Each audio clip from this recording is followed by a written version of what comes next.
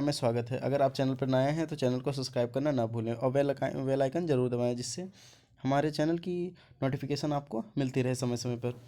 हम सीडीबी का practice set चला रहे हैं। इसमें आपके बहुत सारे क्वेश्चन हैं जो प्रीवियस ईयर क्वेश्चन है। इसमें ऑलरेडी तो प्रीवियस ईयर क्वेश्चन ही है, लेकिन इसमें आपको बहुत सारे क्वेश्चन देखने को मिल सकते हैं पेपर में।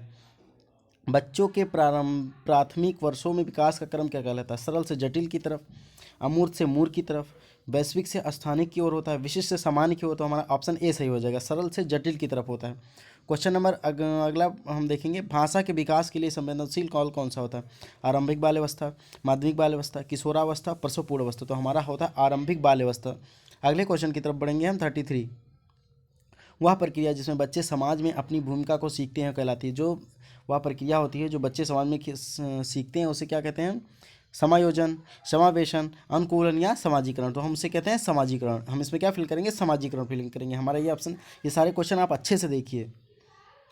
संज्ञानात्मक विकास के लिए चरण में बच्चे अनुकरण करने लगते हैं, उनमें से वस्तु स्थायित्व की योग्यता आ जाती है। संवेदी चालक, पूर्व संक्रियात्मक, औपचारिक संक्रियात्मक। संवेदी चालक, कौन सा ऑप्शन सही हो जाएगा इसमें? संवेदी चालक।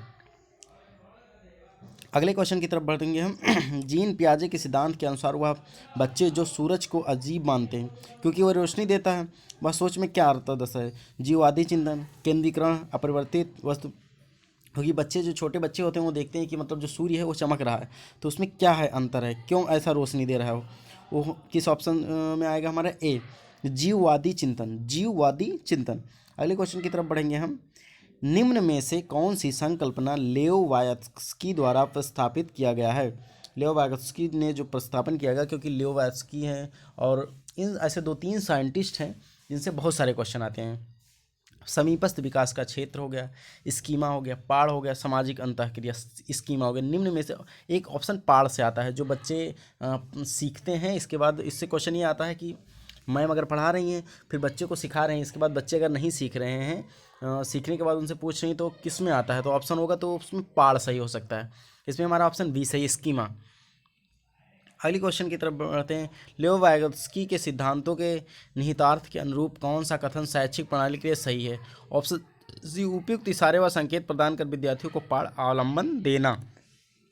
इसमें ऑप्शन देख सकते हैं, ऑप्शन सी सही हो, उपयुक्त इशारे व संकेतों प्रदान कर विद्यार्थियों को पाठ या अवलंबन देना। अगले क्वेश्चन की तरफ बढ़ते हैं। 38, कोहलबर्ग के अनुसार नैतिक विकास की प्रथम अवस्था की क्या विशेषता है? जो कोहलबर्ग साइंटिस्ट हैं उनके अनुसार क्या है? मतलब एक नियमों को निश्चित और निरपेक्ष रूप में देखना। जो नियम हैं उनको निश्चित और निरपेक्ष रूप में देखना ही कोहलबर्ग के अनुसार नैतिक विकास की प्रथम अवस्था है। अगले क्वेश्चन की तरफ बढ़ते हैं। एक प्रगतिशील कक्ष में बच्चे उन गतिविधियों में संलग्न होते हैं जिससे वह अपनी क्षमताओं को पा लेते हैं। एक प्रगतिशील कक्षा होती है, जो क्लास होती है, उसमें उन बच्चे की गतिविधियों को संलग्न करते हैं जिससे वो अपनी क्षमताओं को पा सकते हैं, यानी अपनी वो एफिशिएंसी को समझ सकते हैं। अगले क्वेश्चन की तरफ बढ़ते हैं हम। निम्न में से किस प्रकार की बुद्धि का वर्णन हार्वर्ड गार्डनर द्वारा किया गया था? किस प्रकार की बुद्धि का हार्वर्ड गार्डनर ने किया था? सामान्य बुद्धि, भाषाई बुद्धि, भौतिक बुद्धि, विशिष्ट बुद्धि।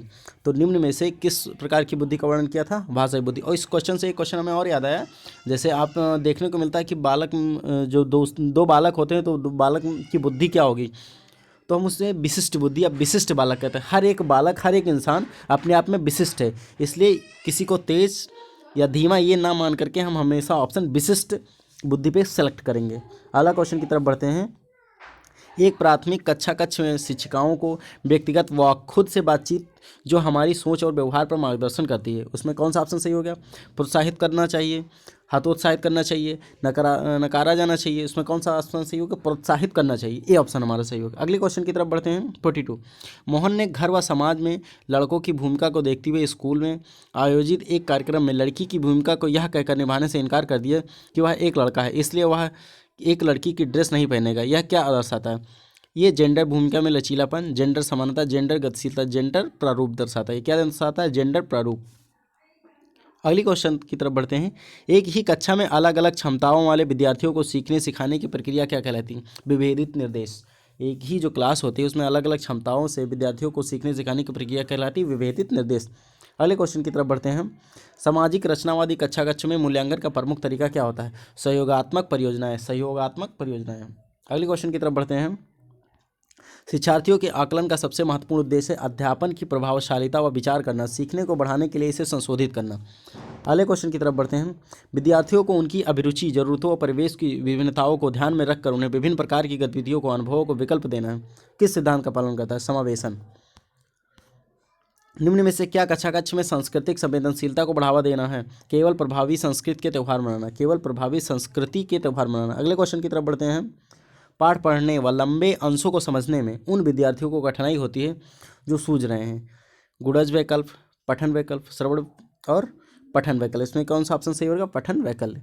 अगले क्वेश्चन की तरफ बढ़ते हैं। श्रवण बाधित बच्चों के लिए कौन सी शिक्षण सामग्री उपयुक्त नहीं है? श्रव्य किताबें, क्योंकि श्रव्य किताबें उपलब्ध नहीं हैं। अगला क्वेश्चन, हम 50 क्वेश्चन की तरफ बढ़ते हैं। ये क्वेश्चन हमारा लास्ट होगा आज का। एक शिक्षिका को अपनी कक्षा में सृजनात्मक बच्चों की पहचान करने के लिए किस प्रकार के प्रश्न पूछने जाने चाहिए? खुले जवाब वाले, मुक्तोत्तर प्रश्न। और चैनल को लाइक और सब्सक्राइब करते रहिए, जिससे हमारी जो भी हम प्रैक्टिस सेट डालें वो आपको मिलता रहे। ऐसा हमारा सीजन 500 क्वेश्चन तक चलेगा। Thank you.